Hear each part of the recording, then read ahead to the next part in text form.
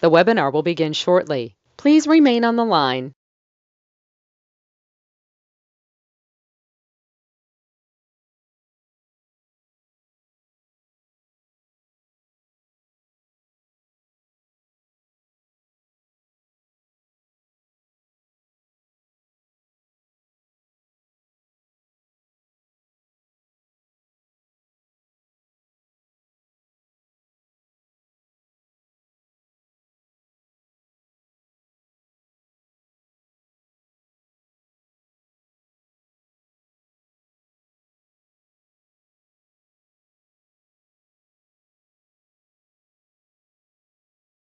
The webinar will begin shortly. Please remain on the line.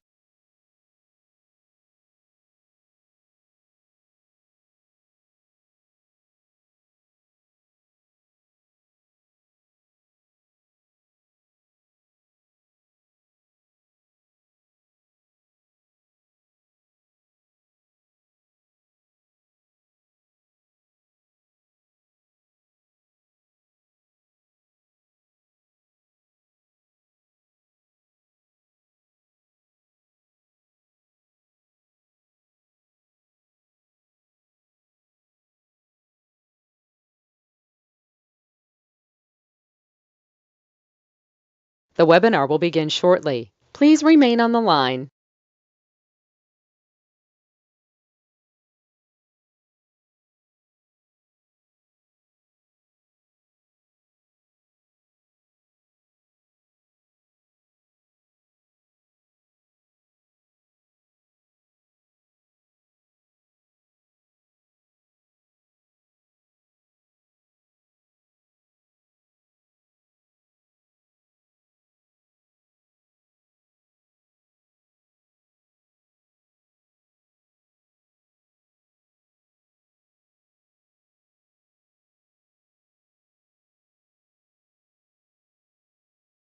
The webinar will begin shortly. Please remain on the line.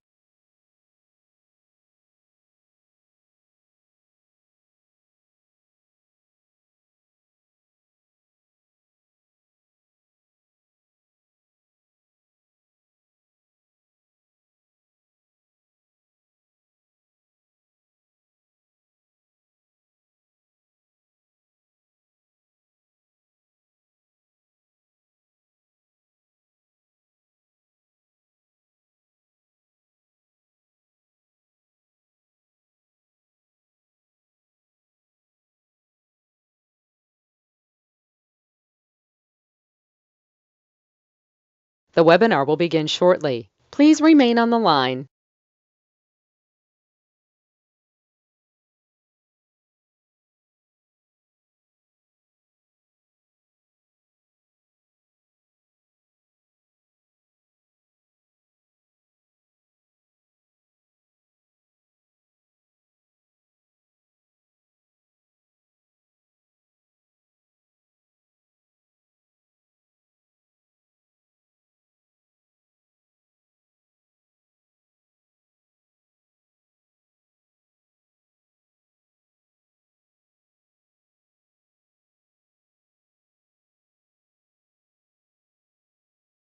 The webinar will begin shortly. Please remain on the line.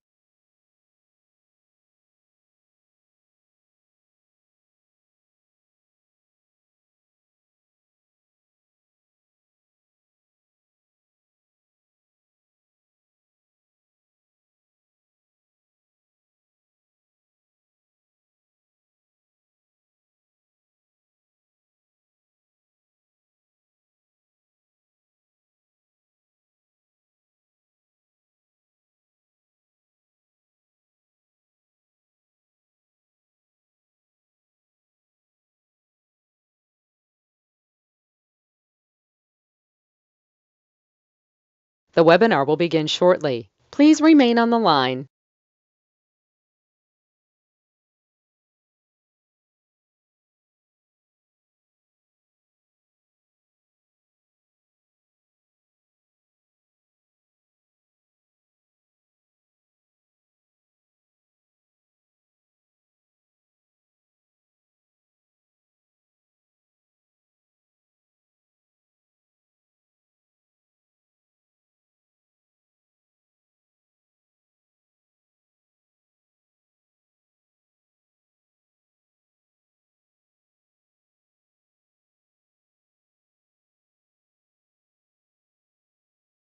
The webinar will begin shortly. Please remain on the line.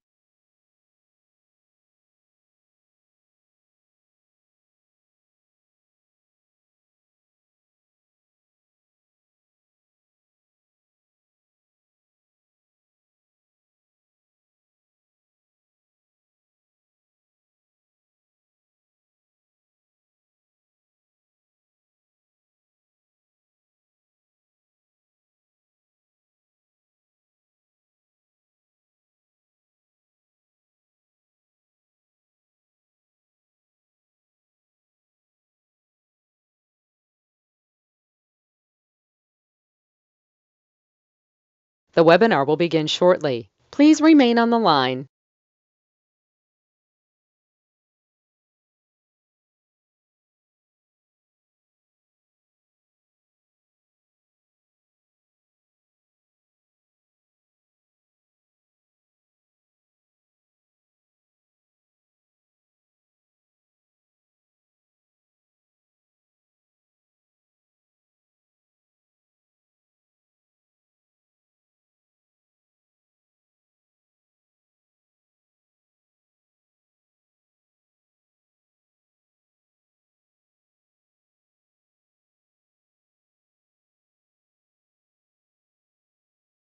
The webinar will begin shortly. Please remain on the line.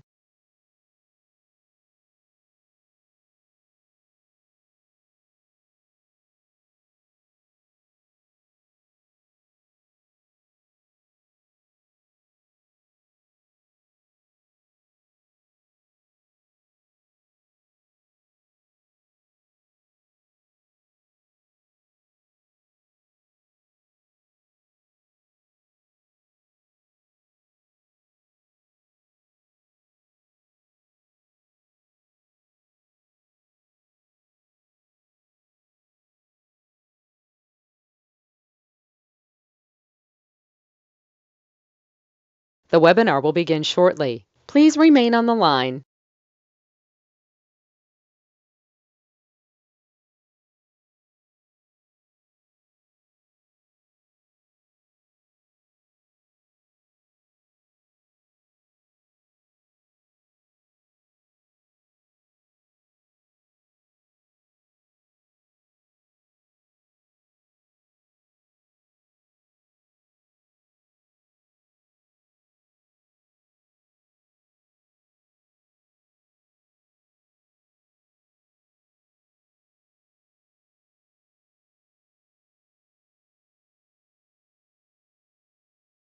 The webinar will begin shortly. Please remain on the line.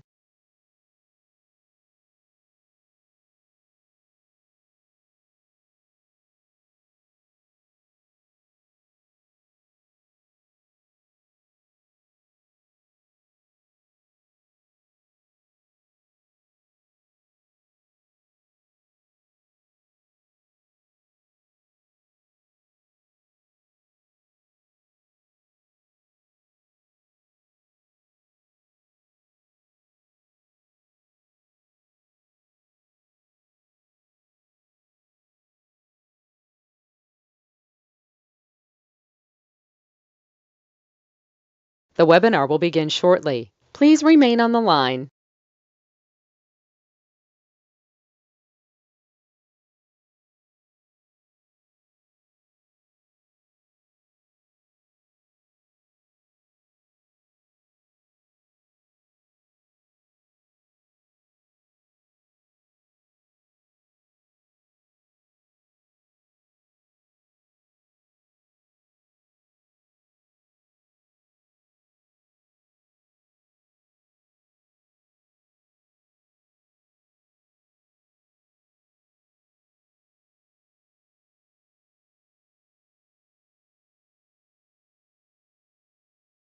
The webinar will begin shortly. Please remain on the line.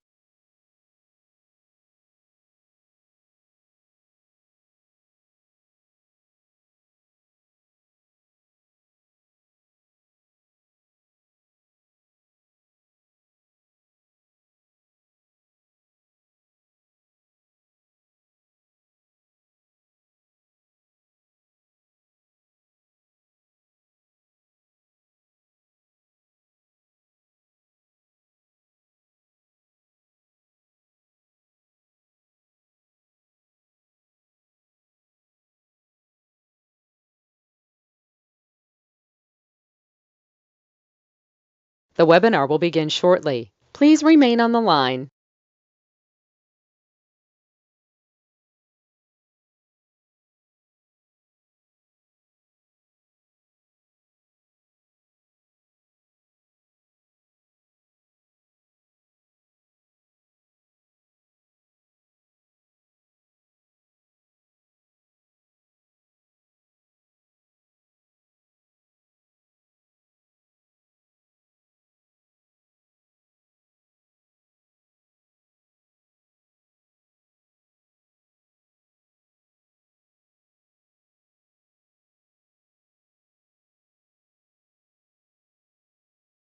The webinar will begin shortly. Please remain on the line.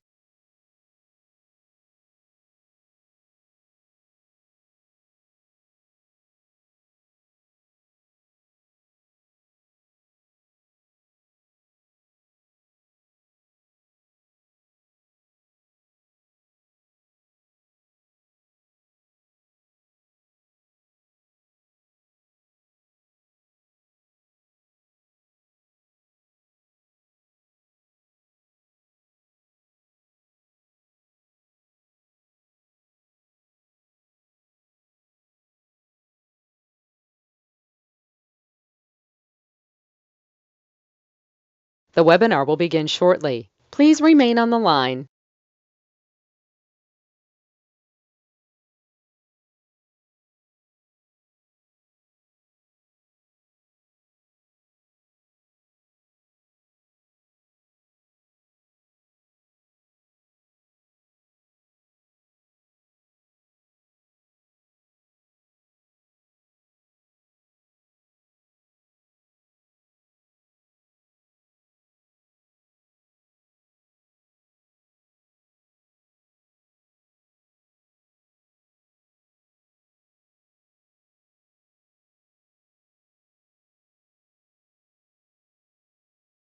The webinar will begin shortly. Please remain on the line.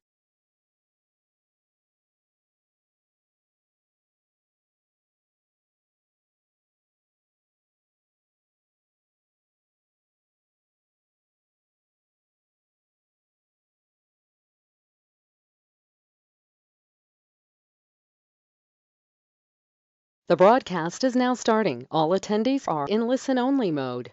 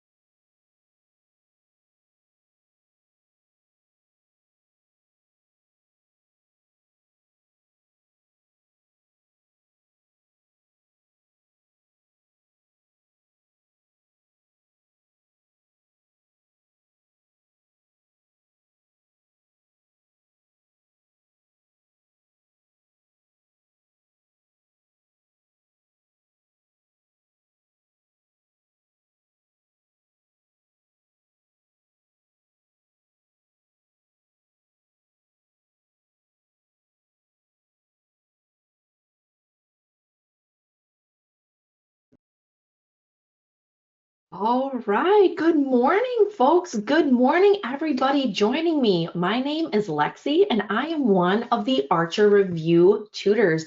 It's so great to have you folks joining me today for our webinar on all about the next generation NCLEX exam. So to get us started, I want to know where you folks are joining me from.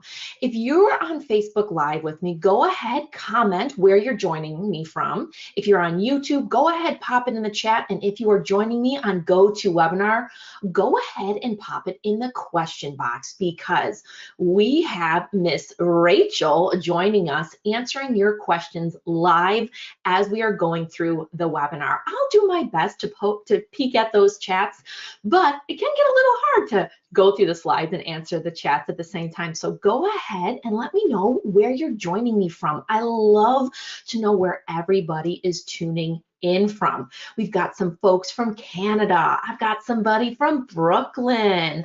Awesome. Where else are you guys joining in from? The Philippines. Good morning there, Joyce. Good morning. Let's see. We've got Florida, we've got Kansas City, we've got El Paso, Texas, we've got Uganda. Super, super cool, folks. So here's my next question for you guys. Is this our first attempt to take in the NCLEX exam, or are we repeat test takers? First, okay, all right. We got a couple of repeaters out there. All right, awesome. So the main point of today's webinar is really to go through the big changes that went into effect. So whether this is your first time, whether you're a repeat test taker, I know you're going to get some knowledge from today's webinar going through the changes that have now gone into effect with this NGN. So today we are just going to go through a little bit of general information, some of the scoring models utilized on the NGN, because the scoring is a little bit different compared to the previous NCLEX. And then we're also going to show you some of what the new question types actually look like on the exam. All right, well, who's ready to get started? Oh, we've got somebody first time 13 years out of school. We're going to get you up there, Enrico. We're going to get you ready to take this exam. All right, folks. So just a little bit of general information on the exam. So the NGN, the next generation NCLEX, went into effect this year on April 1st. So this change has not been around for all that long. So if you are a new test taker, or rather if you're a test taker that's been out of school for a couple years, this is really going to be helpful to get you up and running for the changes compared to how the exam used to go. So why did this happen? Let's just start there. Why did this change on April 1st go into effect? So the NGN is a result of the changing demands in our profession, in the nursing profession. And the NCSBN, those are the folks that write the exam.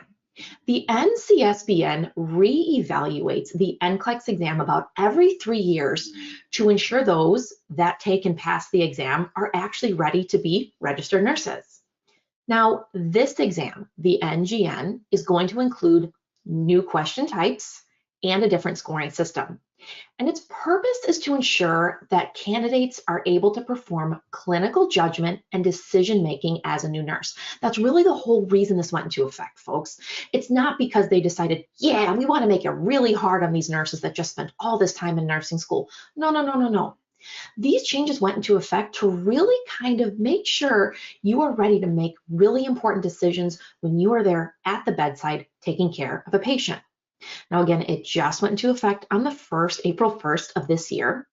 And it's also going to include some case study-based questions. Now, besides the scoring system, it's those case studies also that are a little bit different. So new scoring, new question types, and now we're getting case studies on the exam. What else is pretty cool though about the exam now is we have some partial credit options. And I'm going to go through the different scoring options with us in just a few moments. Now, some things are still the same. You have 5 hours. Now, you had 5 hours with the old exam. You still have 5 hours now. So that hasn't changed. That's good.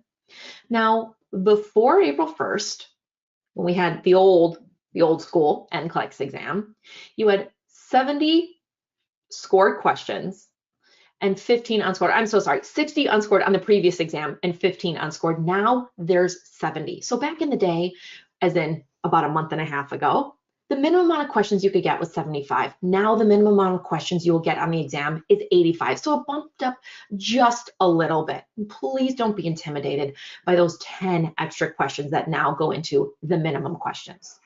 Let's actually take a look at some of the differences between the NCLEX exam that existed before April 1st of this year and the NGN that's in effect right now.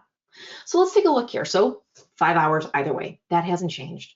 Now, the way it's delivered is still going to be that variable CAT, Computer Adaptive Test. Now here at Archer Review, if you are utilizing our QBank utilizes the same idea that the NCLEX uses.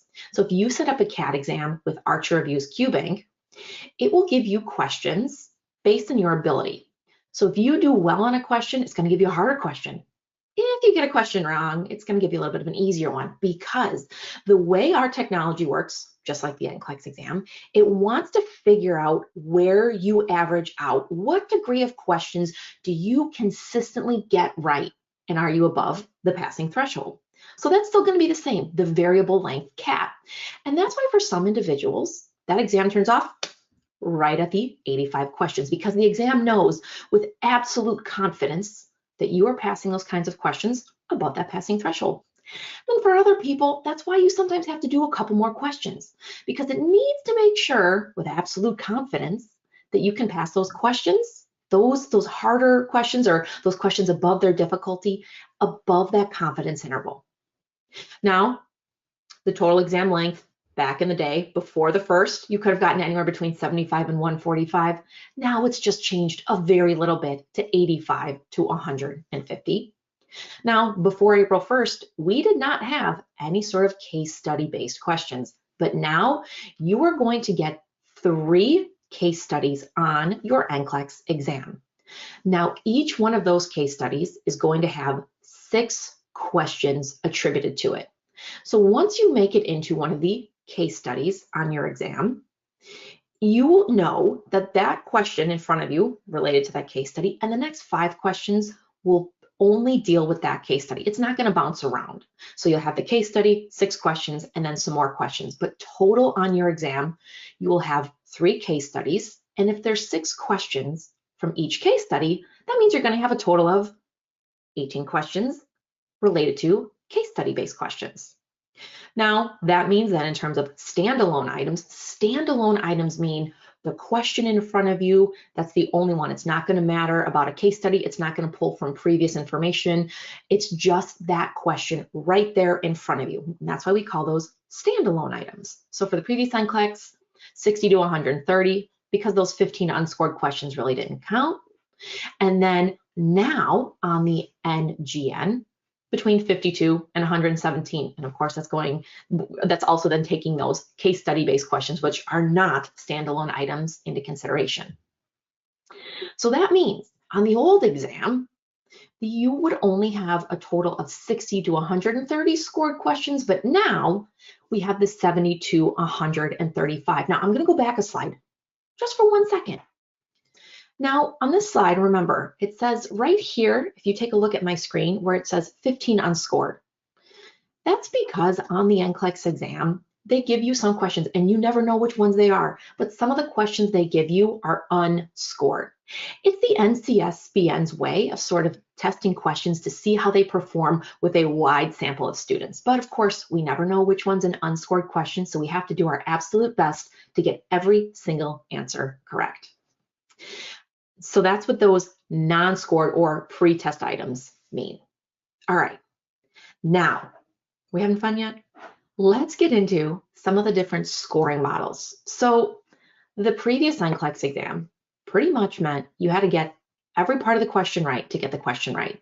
That meant a lot of those select all that apply questions, I know we absolutely dreaded them. When I took my NCLEX exam a couple of years back, of quite a few years back. I hated select all that apply questions. They gave me such anxiety. I broke out in a sweat. Oh, I hated it. But now what's super cool is these select all that apply questions. You're going to get partial credit for them, which I think is pretty nifty. So we've really got 3 types of scoring models utilized on this NGN. We've got the 0 and 1 method, the plus and minus method, and we've also got rationale scoring. So the 0-1 method means that you're going to earn a point for each correct option selected, and then 0 points if you select an incorrect option. Again, you earn a point for each correct option selected, and none if you select an incorrect option. So that means for these types of questions, you will get the total score on that question just means the sum of your correct responses. So the 0-1 scoring rule on the NGN is going to be utilized on questions such as multiple choice, matrix multiple choice, multiple response, where you, the test taker, will need to select a specified number of answers. And that's one of the new question types I'm about to go over with you folks. There's these other questions called drop-down close. We also have drop-down table answer types and bow tie questions. So with this scoring type, you, the test taker, again, you will earn each point for each correct answer, and then no points if you select an incorrect option. And then we add all of those up to total your points for that question. All right, so that's our 0 and 1 scoring. Let's check out another type of scoring. We've got our plus minus method.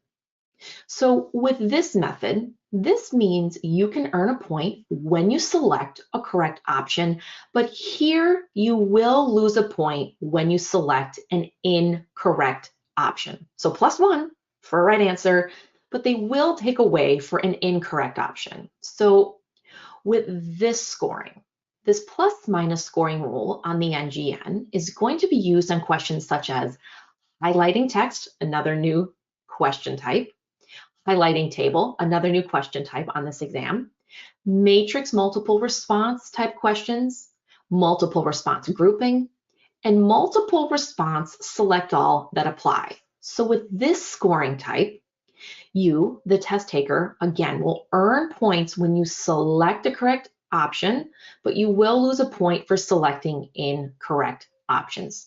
Your final score for this question will be calculated by summing up the points you earned for the correct responses and subtracting the points lost for incorrect options. Now, if the sum is negative, the final score is then just truncated down to 0. So you're not going to get negative questions. Let's say you have a multiple response grouping type question, and you know what? You just biffed it. You just couldn't get that one correct. That happens. That happens. We have to allow ourselves some grace. We're not going to get every single question correct on this exam. We just have to come to terms with that. It happens. So in that situation, you're not going to have minus points. You're just going to get no points for that question. And then another type of scoring that's utilized is rationale scoring. This is going to be utilized for the kinds of questions now that require you to pair information, meaning you have to get both parts correct in order to get a point for this question. You will earn points when both responses in the pair are correct. I sort of call these questions if then.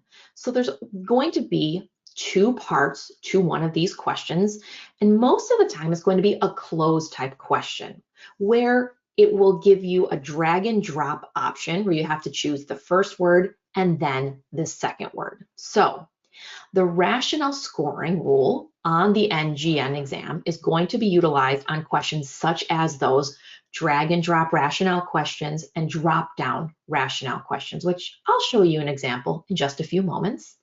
So again, in this scoring, you will only earn points if both of those parts are correct. If you only get one correct, no points. And if you get both parts incorrect, again, no points. You won't ever get points taken away from the points that you have obtained.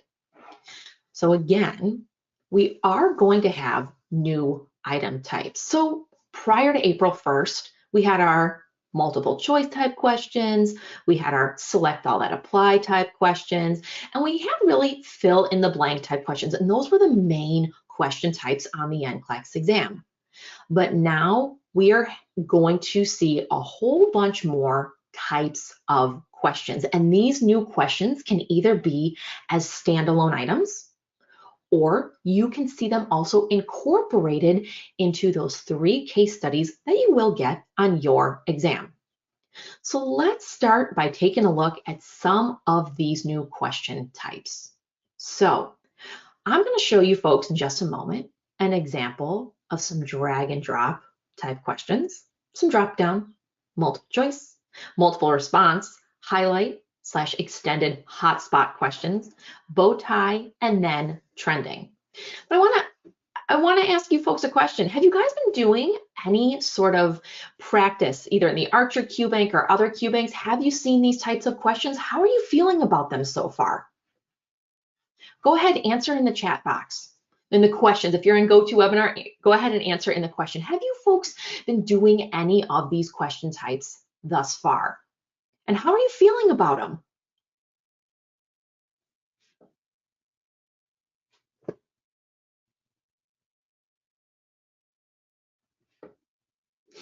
Awesome. So you love them. A little nervous too, and some are very tricky. Absolutely. I'm with you guys on that. Absolutely. But really, I think with these questions, it's a really good judge of your critical thinking. And one of the ways, as you are getting ready to take this exam, when you are going through these new question types, especially if you are using Archer Review's awesome Q Bank, these are the questions that we have are really going to get you ready so you can start seeing these questions and putting them into practice, because I know these are a really big change compared to what we maybe have been doing previously for getting ready for the NCLEX exam. So I think it's worthwhile to spend a little bit of time either hanging out here with me, taking some notes on these, possibly then thinking about purchasing the Archer Review Q Bank, because again, we have some awesome questions in our Q Bank. Now, besides just the Q Bank, Archer Review has some other awesome products. Archer Review actually offers private group tutoring, and we also offer small group tutoring.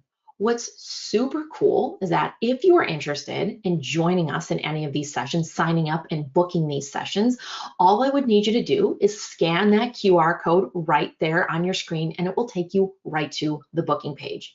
Our tutors have a whole bunch of different small group options. Kate loves to do things related to EKG and cardiac. I know Rachel's got some small groups, and Rachel's joining us in the chat. Good morning, Rachel. Elizabeth does a ton of small groups. What's super cool about Elizabeth's small groups, Elizabeth really takes a focus on going through each of those 8 areas of the NCLEX test plan. Now, on the NCLEX exam, we have those 8 big areas: health promotion and maintenance. We've got pharmacology and pharmacological and parental therapies, those big 8 areas. What's super cool about Elizabeth, she takes each of those 8 areas, and each of her sessions, she kind of breaks them down and goes over questions specific to that test plan area. So if you are a repeat test taker, you might find Elizabeth's small group sessions super helpful. Let's say on that CPR report, it told you that you were below that passing standard under pharmacological and parental therapies, and then perhaps health promotion and maintenance. If that is you, go ahead, open up that booking code, open up Elizabeth's sessions, and look to see what she has available. See if any of those sessions fit into your schedule. All right, let's get back into the different NGN question types. So here we go. Let's get into the nitty-gritty of these. So let's take a look at these drag and drop questions. So with these drag and drop questions, these are going to be the 0 or 1 scoring method, meaning you will earn a point for each correct option selected. So that's going to be on the one on the left side of your screen here. Now, the right side of the screen, that rationale type question, that is the scoring that you're going to have to get both parts correct in order to get that one correct. So let's look at this first one here. Now, on these drag and drop questions, you're going to have a maximum of 10 tokens, meaning a maximum of 10 to choose from. So that's how you can ultimately get 10 points for that question.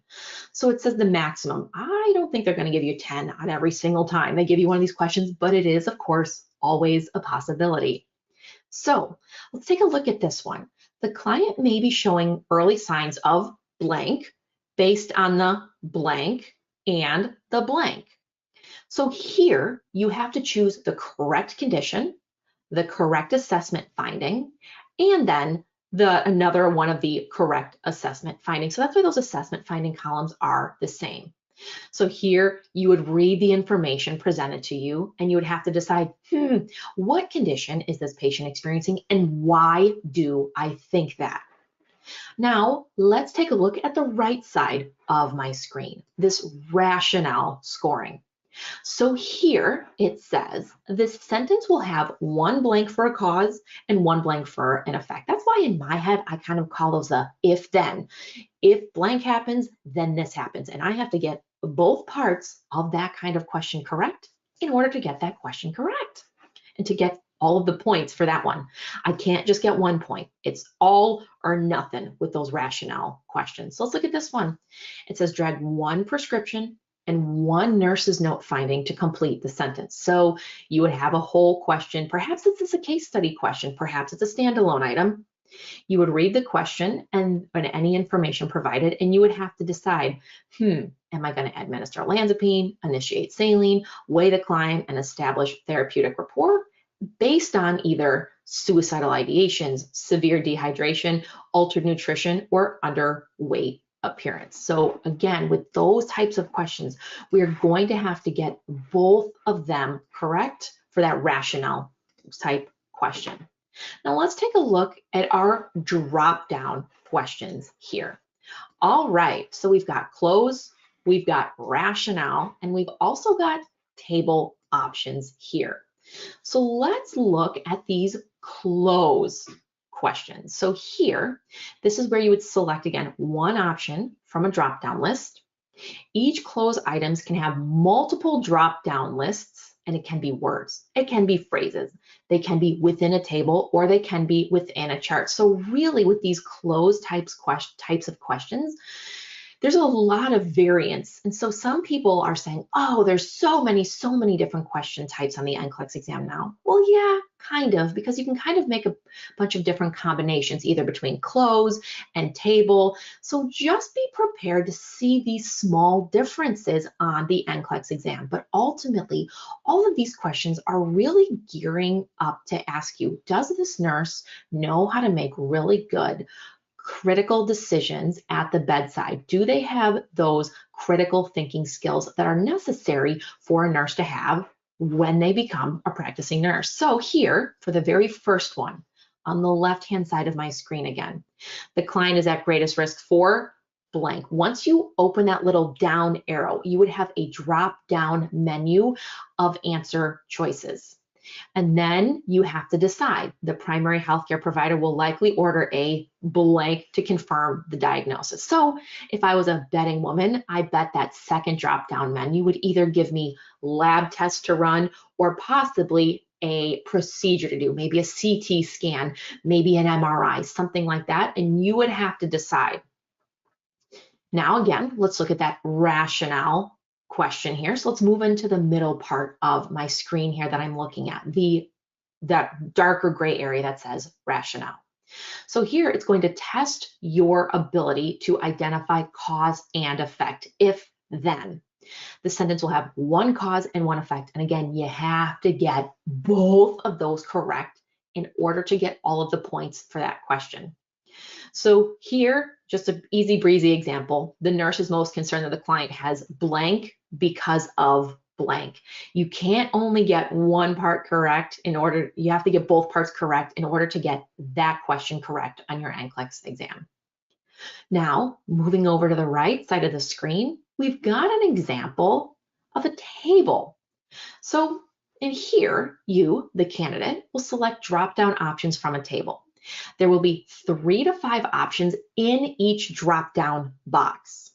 So here, the nurse reviews the diagnostic results and the medication orders from the physician. The nurse plans to administer prescribed warfarin and diltiazem extended release to the client. For each prescribed medication, specify the appropriate nursing intervention. So if I was a betting woman or wondering, diltiazem, well, if somebody's prescribed DILT, what am I going to be worried about? Well, I know it's a calcium channel blocker. I know diltiazem is used for rate control. So I'm going to get those wheels churning already about all those things that I'm going to be on the lookout for, or information that I can start recalling. I'm going to look to see any of those nursing interventions that would populate. What do I know about diltiazem and what's super important to remember when I have a patient on diltiazem? Same thing about warfarin. When I have a patient that's on a blood thinner, what am I automatically starting to think about? Okay, well, warfarin, I know we test the INR. Warfarin, I don't want my patient to fall. They're going to be on bleeding precautions. I start running through all those important nursing interventions. That's also actually how I utilize my QBank. Now, it's been a couple years since I passed my NCLEX exam, but I am a certified emergency nurse. My primary background is in emergency medicine.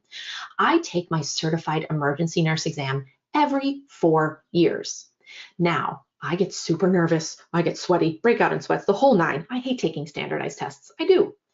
But when I go through questions, one of the things I do for me, one of my very own test taking strategies, I read my questions through, I read them through a second time, and that second time, I kind of start talking to myself about the question. What sort of information can I recall? Because as I'm going through practice questions, I already know if I already can't pull up any recall information, that is a topic I'm going to have to go through and study a little bit more. And that's something you can definitely do while you are utilizing Archer Review's QBank. If you're going through the QBank and you're using either tutor mode questions or a readiness assessment setting in our QBank, if you're going through these questions and you know you're having a hard time recalling information, that lets you know, this is probably one of my weaker areas and I need to spend a little bit more time on the topic that was presented in that question. All right, let's take a look at some more question types on our NCLEX exam. So we've got our multiple choice. So of course, we're going to have our old school multiple choice type questions. So here for our regular multiple choice questions, I think these are the ones we are probably most used to seeing. You'll select one choice and only one choice. If you select an answer, you will then, when you select an answer, you click the bubble. But if you change your mind, click to the next bubble. It will automatically change your answer to that one you decided to change to. So for here, this is the 0 and 1 scoring. So for a multiple choice type question, that one's pretty easy peasy. You either get it right or you don't. You're not going to get negative points. You either get a point for the multiple choice question or you get 0 if you get it wrong. Now let's take a look at this matrix multiple choice. Now here, you will need to select one option in each row of the matrix. Now each row has to have an option selected. Now for these types of matrix multiple choice questions, there will be a minimum of 4 rows, but it could be up to 10. So here, this question would ask you whatever the question was, and you would have to decide if that intervention was indicated. So here, you read the information presented and you would have to decide, would I need to place an IV on this patient? Obtain peripheral vascular access. Is it indicated or not indicated? I mean, if you have somebody that falls down and they're being seen for a sprained ankle, do I think that patient automatically needs a peripheral IV? Probably not. Versus if the question maybe was presenting somebody who was presenting with shock type symptoms, well, goodness me, I know that patient is definitely going to need an IV or two, and it would be indicated in that situation. Administer broad spectrum antibiotics. Again, it sounds like maybe this is a septic patient that's showing up. Do I think I want to, if that's the question, if that's the information presented, would I want to start broad spectrum antibiotics on a septic patient? You're darn tootin', I want to start those antibiotics as soon as I possibly can. Am I going to want to obtain blood cultures? You bet. I'm going to obtain those blood cultures right before I start those antibiotics. Prepare the client for a barium enema. Whoa. If hypothetically this was a question about somebody who was septic or going into septic shock, do I need to get them a barium enema? Probably not when I hear barium enema. I think of a kiddo that has intussusception, that has their bowels that have telescoped back on in. So if this question was kind of presenting a shock type patient, barium enema, not indicated. And then place the client on nothing by mouth status, NPO. Well, that's really going to depend on that information presented. If it was a shock type patient, well, I'm not really going to want them to eat anything, especially if they have decreased level of consciousness. So that's going to be up to you to decide and the information presented in the question. But again, with this matrix multiple choice type questions, you're going to have the 0 and 1 scoring. So let's say you got 3 of those 5 correct. So that means you get 3 points out of the 5. You wouldn't get any points subtracted for getting any of those incorrect. All right, let's take a look at another couple types of questions here that we can see on this NGN. So we've got multiple response. We've got select all that apply, where you're going to select one or more answer options at a time. And there will be more options than current select all that apply items. And this is also now where we start to see the partial credit, which I think is so exciting because prior to April 1st, it was one of those all or nothing type options. So here on these multiple choice questions, select all that apply, we're going to have partial credit. These are going to use the plus minus method, meaning you will get a point when you choose the correct option, but it will subtract if you choose an incorrect option. But hey, folks, that's better than it used to be, the all or nothing option. So I like this a lot. Here, you can also see questions in the multiple response select N. Now, the multiple response select N, you will receive a point for each correct response, but you won't have points deducted for incorrect responses. So let's look at that's the right side of this slide. In this question, it says the physician orders the client to go to surgery for a laparoscopic appendectomy. The physician obtains the client's informed consent from her parents. The nurse provides education regarding this surgery. Okay. Which 2 client statements indicate that the client needs further post-operative education? I'm looking forward to going to school tomorrow. I need to turn and do deep breathing exercises. I will only be able to have clear liquids for 1 week. If I experience pain, I will have pain medication prescribed.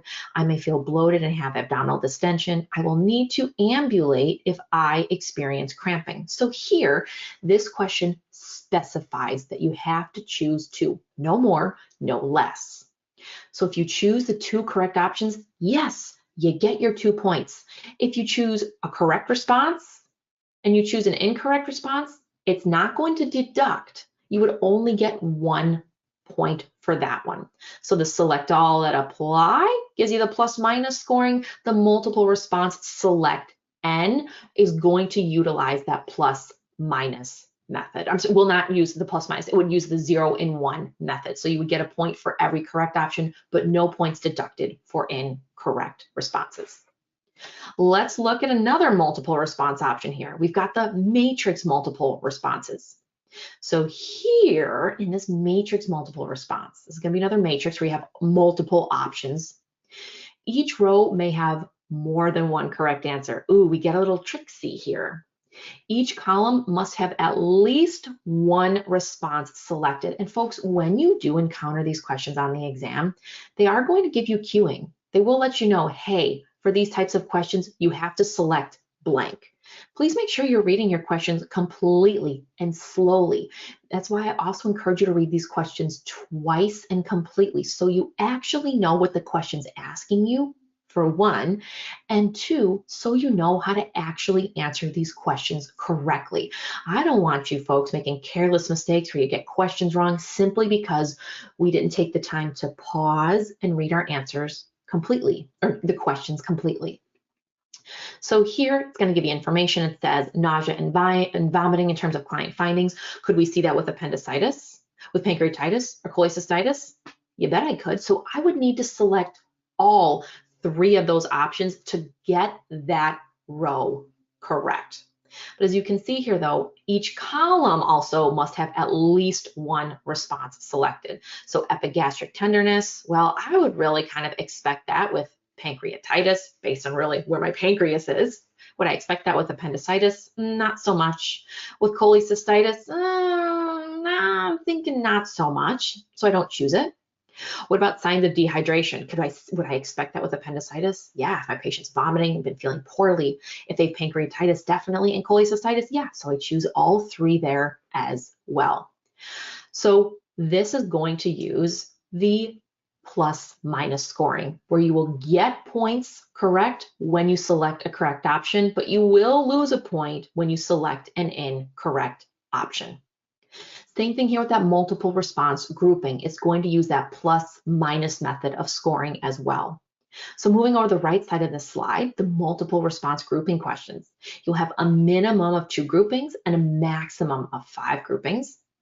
Each grouping can have 2 to 4 options, and you must select at least one option from each grouping. So now when we think about all those details, it kind of starts to make sense why the NGN would utilize that plus minus, especially if it's asking you a whole bunch of questions related to one question. It's going to give you points for the correct ones, but then subtract a little bit here or there if you get 1 or 2 of those ones incorrect. All right, let's take a look at a new question type that I really like a whole lot. The highlight, or also referred to as extended hotspot. Now with these types of questions, you are going to need to highlight either part of a text, so either a passage that it gives you, or possibly a table. It may give you information in a table format, but it will ask you a question, and your job as the test taker is going to be to highlight the specific parts of that question that you think are correct.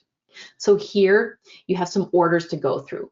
Perhaps the question was, it had you read some information on the patient, and then it asked you the question of, select the information that you would want to do for this patient. Well, do I want to initiate peripheral vascular access? I think that's correct. I highlight it. Do I want to consult case management for home prescription management? Is that the priority right now? Probably not, so I don't highlight it. I highlight labetalol 10 milligrams IV push times 1. I highlight initiate continuous cardiac monitoring. I then highlight Q 15-minute blood pressure monitoring. That really sounds to me like that probably has a question related to either a patient that has stroke-like symptoms or maybe a patient that has very high blood pressure, and it's going to want me to choose all the appropriate interventions that I think are important right here, right now to take care of that patient. So I highlight those options. I hit select and then I hit send and my question's done. So for these types of questions, the highlight type questions, these are going to utilize the plus minus scoring rule. So again, you will earn a point for selecting those options that are correct, but you will lose a point here if you are selecting incorrect options. All right, let's look at another question type. And I think this one's actually pretty fun, actually, these bow tie type questions. So you're going to have 5 targets. Ultimately, you need to get the 5 parts here to get your 5 points. These questions are going to use the 0-1 scoring, which means, again, it's a possibility of getting 5 points for this question. You will get 1 point for each correct one that you choose for the bow tie. So typically here, you're going to have either 2 actions to take, 1 condition, and then 2 parameters to monitor for. So you would read your question, you would read through the actions, you would read through the potential conditions, and then you would read through the parameters to monitor for. So let's say we thought the patient here had peptic ulcer disease. Do any of those actions to take make sense for somebody that has peptic ulcer disease? And then what parameters would I need to monitor? So I would read that information. Let's see here. Abdominal pain that started 1 day ago following heavy alcohol use. Maybe that's a little cue there, a little hint in the information provided. The pain is localized to the epigastric region. Persistent nausea and vomiting were reported. Physical exam showed ecchymosis around the umbilicus and tenderness upon palpation. Well, I start recalling, what do I know from nursing school? What can I recall? Oh, that bruising around the umbilicus, that sure sounds like Cullen's sign. And this patient had just been drinking alcohol. Oh, what GI condition do I think this actually is when I look at the potential conditions? What do you folks think? If this was one of your questions and you read that history of present illness, pop it into the question box when you think you know. So just based on that information, do you think it's acute pancreatitis, peptic ulcer disease, diverticulitis, peritonitis, or gastroenteritis? What did you pick up on so far just from that little bit of information?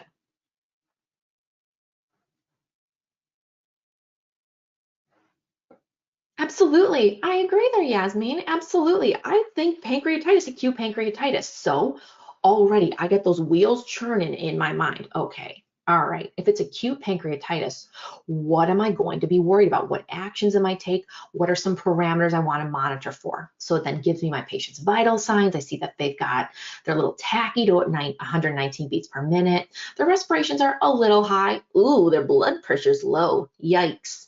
I look at their laboratory results. Okay, the white blood cell counts borderline elevated. The creatinine, okay. Their BUN, ooh, glucose, ooh, a little high. Maybe their pancreas is angry.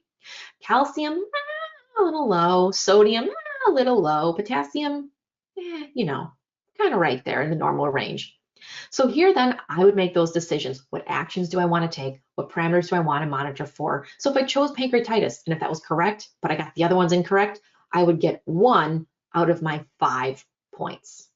So that's what a bow tie question looks like. I like them. I think they're fun. All right, now let's take a look at a trend question.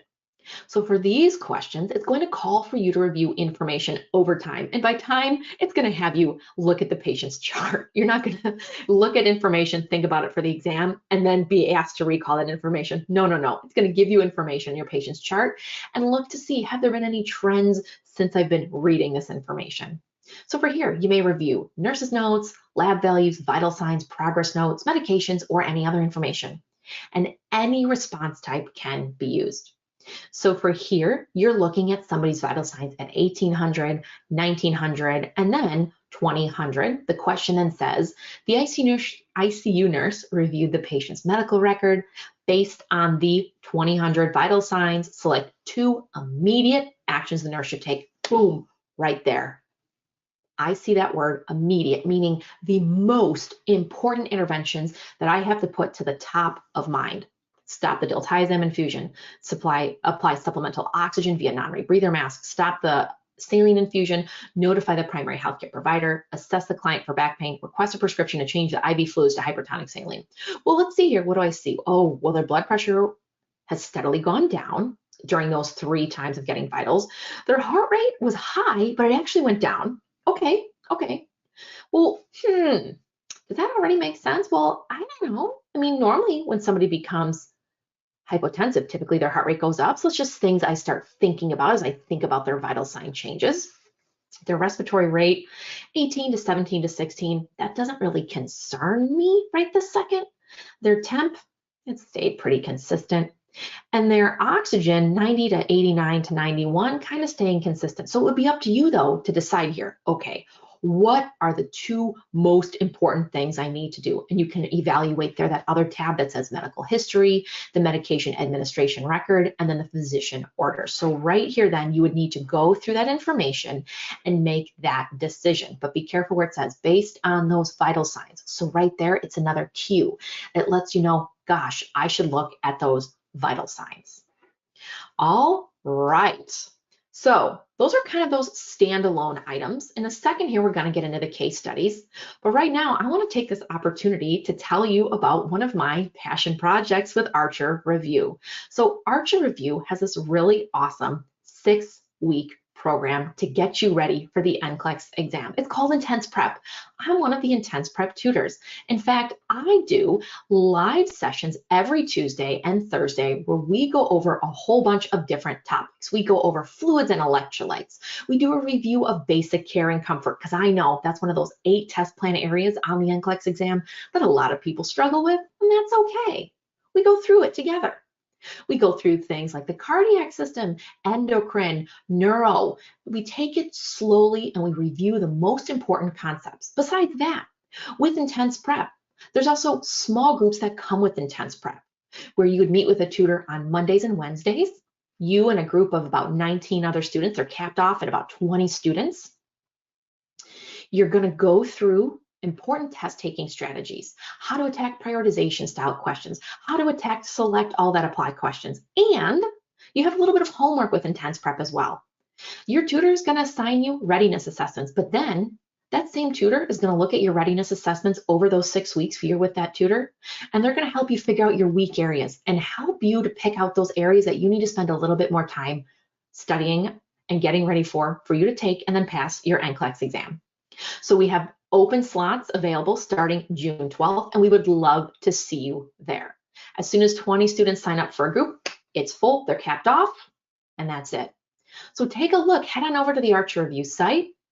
And if you're interested, please sign up. I'd love to have you on my Tuesday, Thursday live sessions. It's a lot of fun. We have another tutor joining us in the chat, answering questions just like we're doing here today.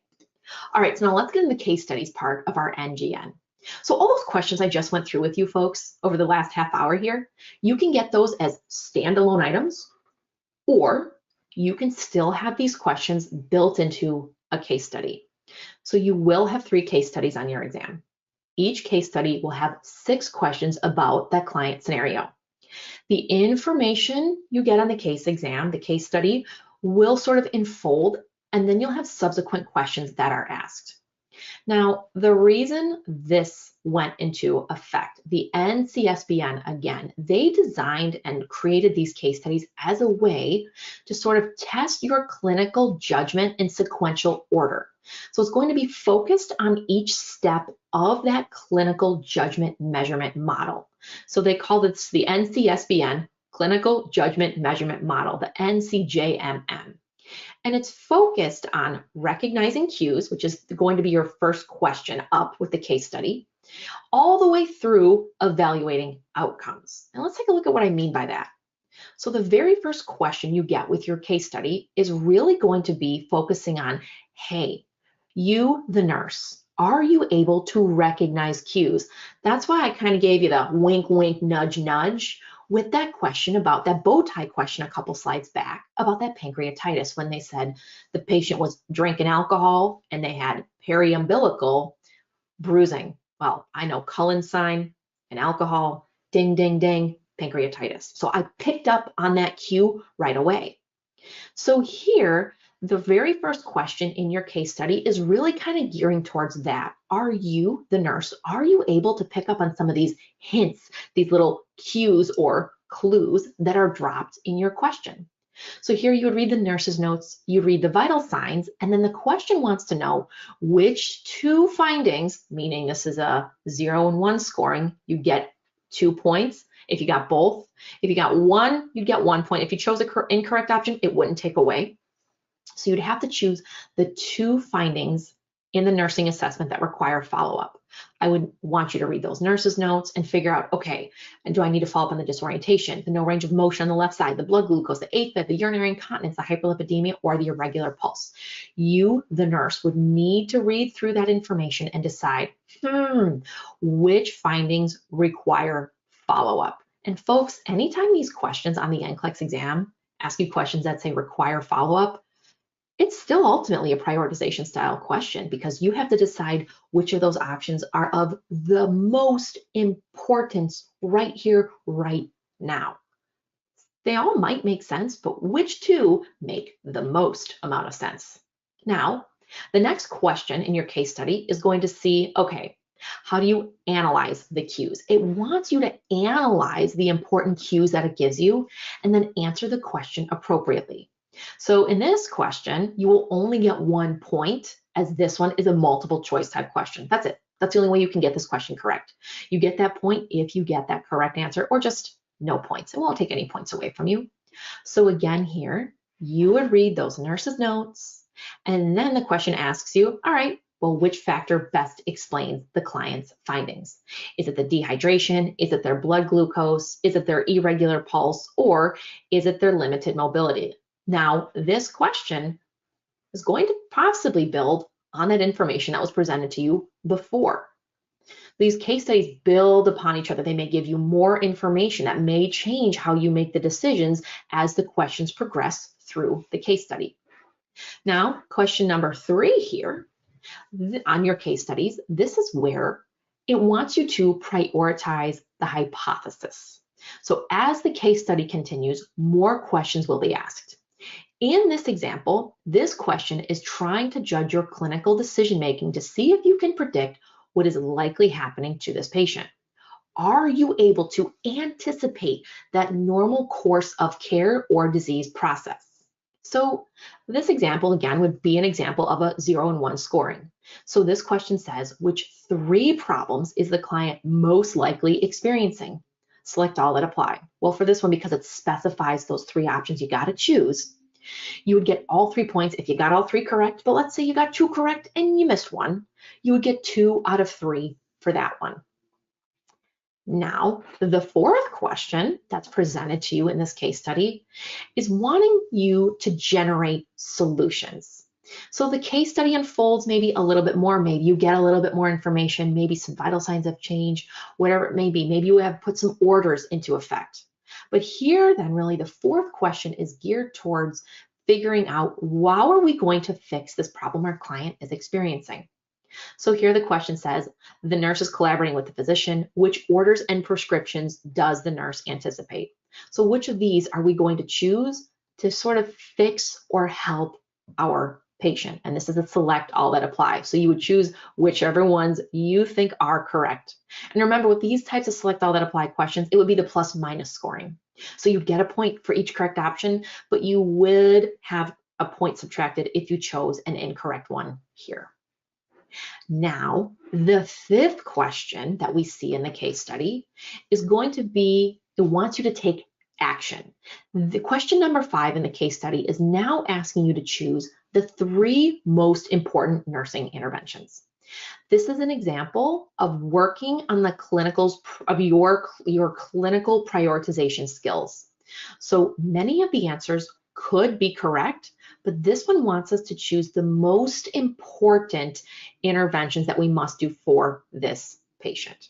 So here it says, the nurse obtains assistance from an LPN upon which prescriptions, orders, and nursing actions should the nurse delegate to the LPN. Select all that apply. So this one is going to test you on what you think we are going to then delegate out to that person. So let's see here, obtain a urine specimen via straight urinary catheter, insertion of a peripheral vascular access, educate the client on the ordered CT scan of the head, obtain capillary blood glucose, establish the nursing care plan, record the client's current medications. Well, it's a select all that apply. So here actually, I have to decide, oh boy, how many of these answers do I like? Again, I would get a point for each correct option I chose. But let's say I chose the first 3 and those weren't, and the 3rd option was not correct. So I would only get 2 points for that question. I would get the 2 that I got correct, but then I would have 1 subtracted because I got 1 incorrect.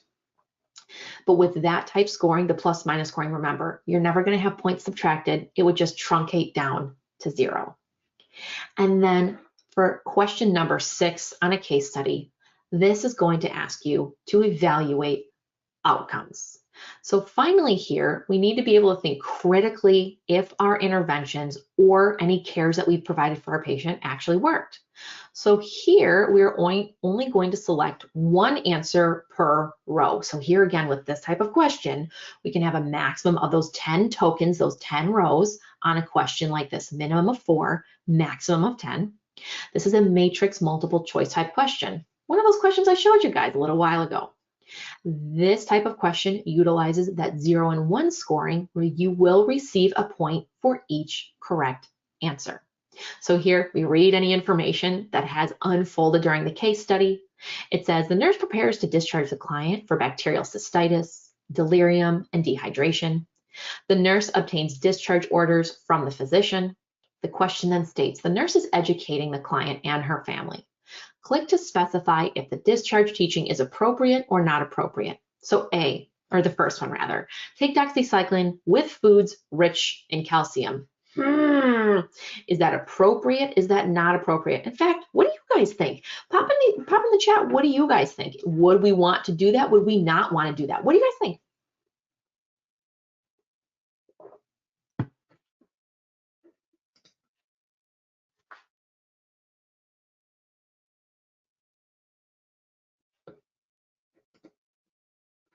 And why not? If you told me not appropriate, tell me why not.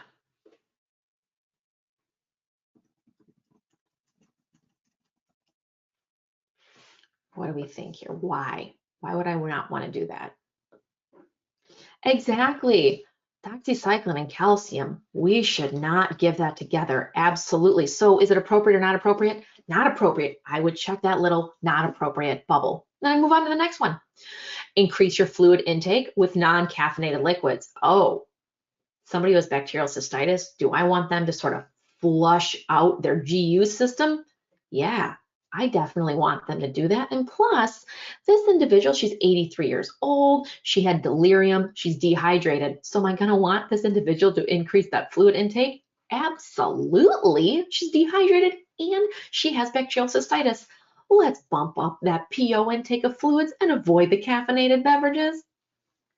Next choice, void at certain intervals throughout the day. Well, I'm going to leave that one up to you to decide. Do you think it's appropriate or not appropriate? And then immediately report any flank pain or fever. Again, I'm going to leave that up to you. Is it appropriate to do that or not appropriate? Would flank pain be a possibility with bacterial cystitis? Or if suddenly now they have flank pain, could that maybe have progressed up to pyelonephritis? Things to think about to evaluate those outcomes. All right, folks. Well, that takes me to about the end of today's webinar. Right here, I've actually got Rachel's booking code right here. Rachel, who's been hanging out in the chat, what a rock star. Rachel does a ton of those small groups. She has a lot of NGN sessions available. Go ahead, scan that QR code. She has a session on May 18th at 2 p.m. Central Daylight Time. As of this morning, when she updated this slide here for me, I guess there's only 5 spots left. So go ahead, take a look at that. There's a maximum of 15 students that are allowed in those small groups. Rachel will go a little bit more in depth with you than I was able to do here today.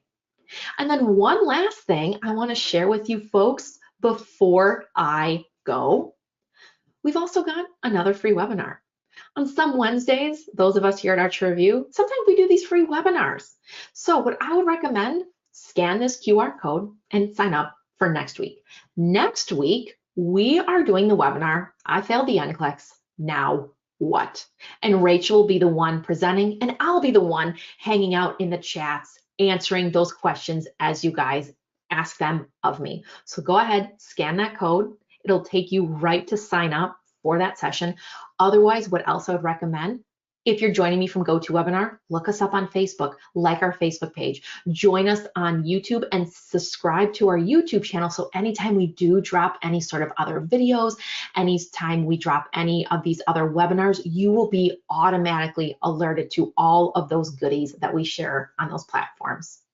So thank you folks so much for joining me. I look forward to seeing you guys next Wednesday for another one of our webinars. Otherwise, I hope to see some of you guys in Intense Prep. You guys have been awesome. Have yourselves an awesome day. Take care of yourselves and good luck on your NCLEX exam. Bye, folks.